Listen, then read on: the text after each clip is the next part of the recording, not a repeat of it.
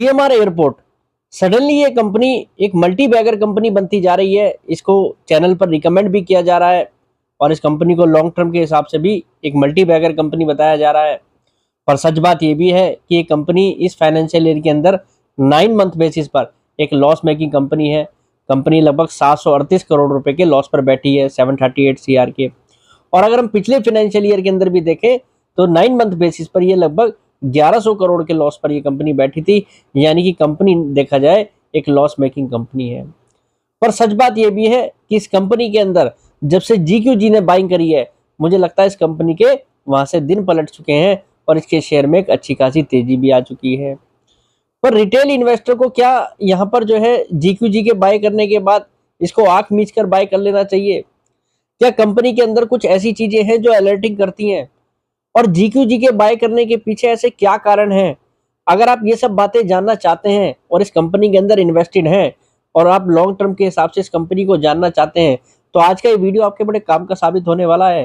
क्योंकि ये कंपनी अगर देखा जाए तो एट प्रेजेंट भी नेगेटिव बुक वैल्यू वाली कंपनी है। यानी कि इस कंपनी के ऊपर जो कर्जा है वो आज भी उसकी एसेट से ज़्यादा है, जो कि इसके लिए अलर्टिंग है और लॉस मेकिंग कंपनी है। पर फिर भी ये कंपनी देखा जाए इसके शेयर के अंदर तेजी है। तो क्या इसका शेयर के अंदर कोई मैनिपुलेशन तो नहीं है कि रिटेल इन्वेस्टर इसके अंदर जिस रेट पे आ रहा है क्या उसके लिए सेफ्टी है? ये सब बातें आज इस वीडियो में होंगी। तो चलिए वीडियो को शुरू करते हैं। फ्रेंड्स, मैं Vipin Jain, founder of learn equity with Vipin Jain.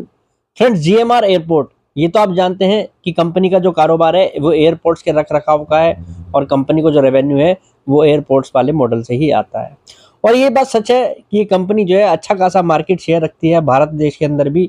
यानी कि इस कंपनी के पास दिल्ली, हैदराबाद और विभिन्न जगहों पर, गोवा जैसी जगहों पर अलग अलग एयरपोर्ट है जो ये कंपनी ऑपरेट करती है। और ऐसा ही नहीं, कंपनी डोमेस्टिक ऑपरेट करती है, कंपनी इंटरनेशनली भी ऑपरेट करती है। कंपनी के पास फिलीपींस में, ग्रीस में, इंडोनेशिया में भी एयरपोर्ट्स हैं जहां पर ये कंपनी एट प्रेजेंट ऑपरेशंस कर रही है।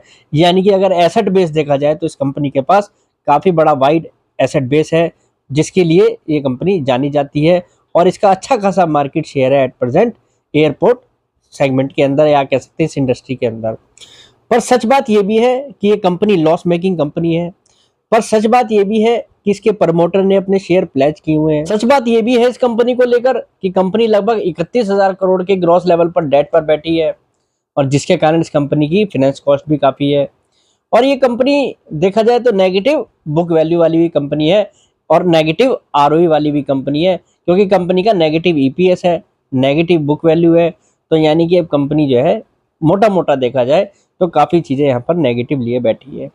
पर बात यहाँ पर यह है कि इस कंपनी के शेयर में जो तेजी आ रही है, GQG के बाय करने के बाद जो तेजी आ रही है, जो इतना बड़ा इन्वेस्टर जो अडानी जैसे शेयरों के अंदर इन्वेस्ट कर चुका है, भारतीय एयरटेल जैसे शेयरों के अंदर इन्वेस्ट कर चुका है, वो इस कंपनी के जो शेयर खरीद रहा है उसको ऐसा क्या इसके अंदर दिख रहा है कि वो जो इसके शेयर को खरीद रहा है उसके बाद जो तेजी आ रही है उसके कारण क्या है? क्योंकि आप लोग जो रिटेल इन्वेस्टर हैं वो नाम सुनकर तो शेयर ले लेते हैं, पर आप ये नहीं जानते कि उसके पीछे बड़ा इन्वेस्टर जो आया है उसका मकसद क्या है, उसका विजन क्या है। जब तक आप उसके विजन को नहीं जानेंगे तो जब तक आपको ये नहीं पता लगेगा मुझे इस कंपनी के अंदर कितना प्रॉफिट हो सकता है या कितने समय तक बैठना है। अगर बात करें इस कंपनी के अंदर तेजी की, कि इसके अंदर जो तेजी बन रही है उसमें मुख्यतः जो कारण है वो सबसे पहला कारण GQG का इसके अंदर एंट्री करना है। दूसरा कारण अगर देखा जाए तो डोमेस्टिक और इंटरनेशनली जो एयरपोर्ट्स के बिजनेस में अब ग्रोथ दिख रही है, इस इंडस्ट्री के अंदर जो ग्रोथ आ रही है, सेक्टर को लेकर जो पॉजिटिव माहौल है उसका भी कहीं ना कहीं बहुत बड़ा कारण है। कंपनी का डेट रिस्ट्रक्चरिंग करना, कंपनी ने देखा जाए GQG से डील करने से पहले भी अपने डेट को कहीं ना कहीं रिस्ट्रक्चरिंग भी करी है और लगातार कंपनी डेट को रीफाइनेंसिंग भी करने की कोशिश में है।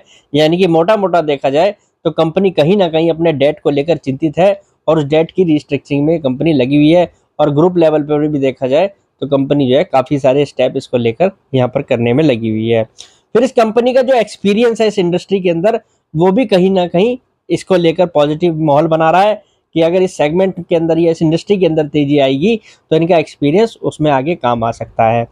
फिर जैसा मैंने आपको बताया कि तेजी के पीछे जो सबसे बड़ा कारण है वो है GQG।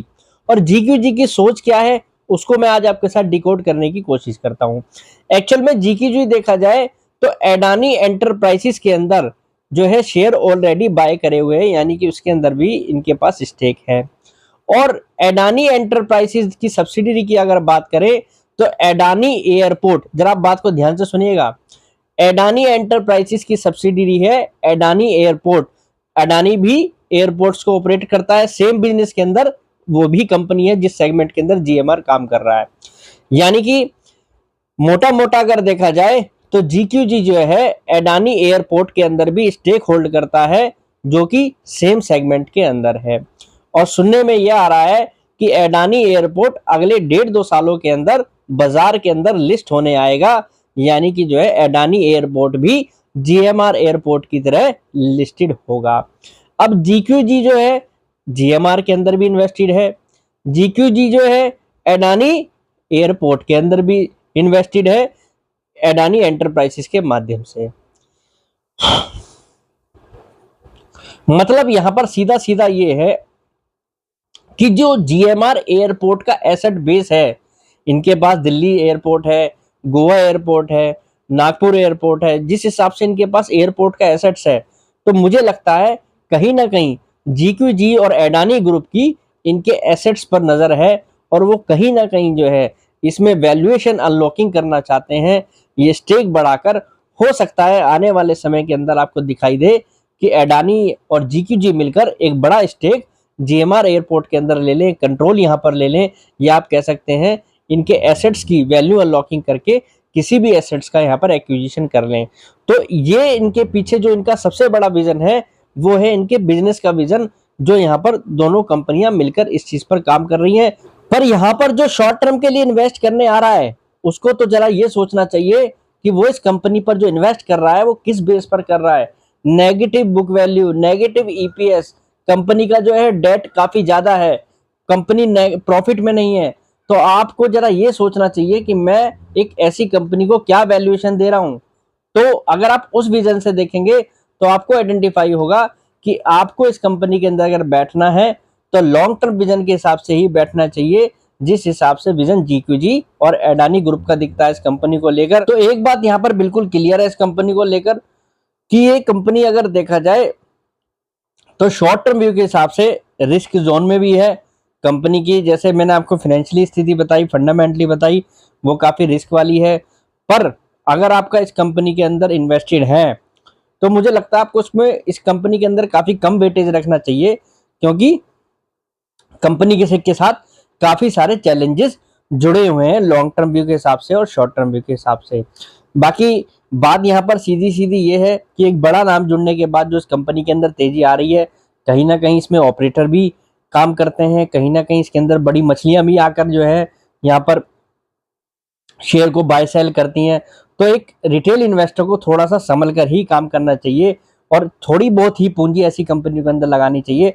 आपको यहाँ पर जो है अपने पोर्टफोलियो के हिसाब से कोई मेजर चंक यहाँ पर नहीं लेनी चाहिए जो आपके लिए आने वाले समय में थोड़ी हानिकारक हो। जीएमआर एयरपोर्ट जिनके पोर्टफोलियो में है, अगर वेरी लॉन्ग टर्म व्यू के हिसाब से आप इस कंपनी के साथ आए हैं तो शायद आपको आने वाले समय में काफी बड़ा पैसा इस कंपनी के अंदर बनाने का मौका मिले।